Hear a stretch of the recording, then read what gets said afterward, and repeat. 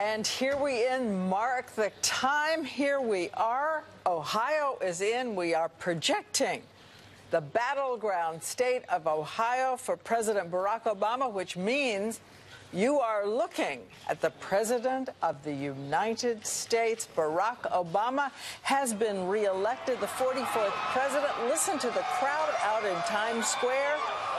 The man who came in promising the audacity of hope 4 years ago will now have a chance to promise possibility, a new future for the next 4 years. Coming up, George. Another chapter in an improbable journey. It is well to remember right now that just 10 years ago, Barack Obama was a state senator in Illinois. Now he is a re-elected president of the United States. A very different campaign from 4 years ago. 4 years ago, he rode a wave into office, a wave of hope and change. This time, running for re-election, he had to try to beat a wave back, a wave of economic discontent. He did it with a campaign that was brutal on Mitt Romney, but also brilliant in its organizing, turning out the vote. Matthew Dowd, a huge victory. The economy had suffered, where he had a right direction number that everybody thought he could get beaten.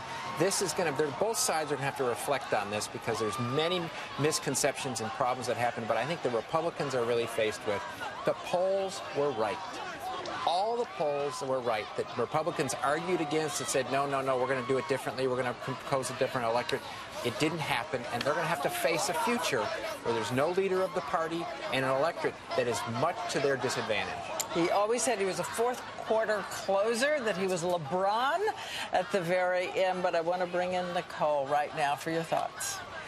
Well, look, I think that this was a campaign that has always had its doubters. I mean, this was a primary where he was sort of the third, fourth, fifth choice. We romanced Chris Christie. We romanced Mitch Daniels. We fell in love with everybody who wasn't running as a party. And I think that carried over. He never really was able to get the monkey off his back. We never stopped doubting him, and I think that hurt him. I think that until his own stellar performance in that first debate, we really didn't believe in him. And I think that took its toll on Mitt Romney. Donna, quick thought?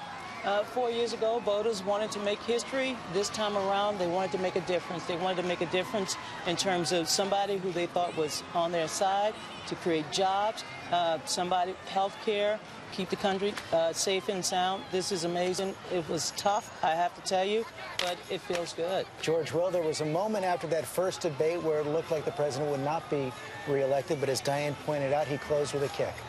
He did close with a kick. He fought, both sides fought a gallant fight.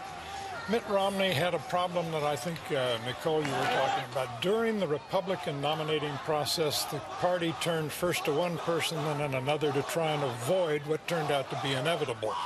If there's a winner tonight, it's the senator from Florida, Marco Rubio, because all eyes are now going to be turned to him as a man who might have a way to broaden the demographic appeal of this party.